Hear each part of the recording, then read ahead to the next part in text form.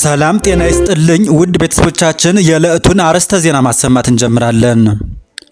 ለጎፋ ተፈናቃዮች የተዋጣ 60 ሚሊዮን ብር ሊዘርፉ የሞከሩ ግለሰቦች በአዲስ አበባ ፖሊስ ቁጥጥር ስር ውለዋል።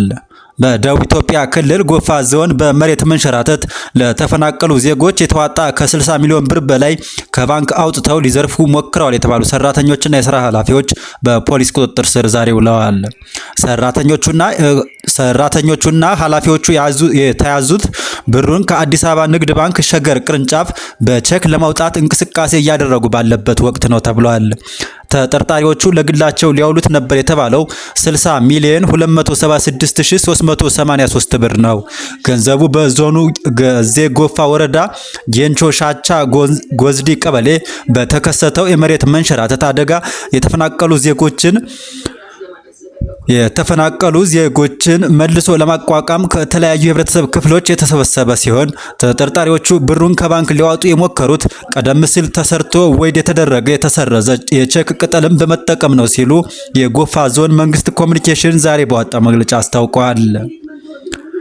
ተጠርጣሪዎቹ በቁጥጥር ስር ሊውሉ የቻሉት ለጎፋ ዞን አስተዳደር በደረሰው ጥቆማ መሰረት በተደረገ ክትትል መሆኑን የጠቀሰው መግለጫው በአሁኑ ወቅት ተጠርጣሪዎቹ በአዲስ አበባ ፖሊስ ቁጥጥር ስር እንደሚገኙ አስታውቀዋል።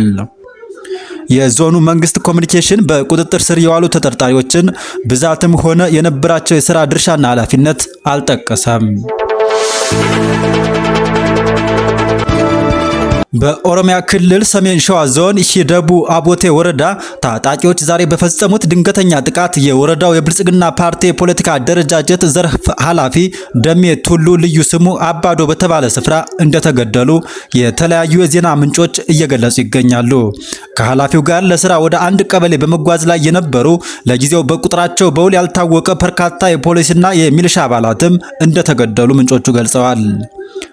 ከትላንት ሌሊት ጀምሮ የኦሮሞ ነጻነት ሰራዊትና የመንግስት ኃይሎች በወረዳው ገጠራማ አካባቢዎች ከፍተኛ የተኩስ ልውውጥ ሲያደርጉም እንደነበር ምንጮቹ ገልጸዋል።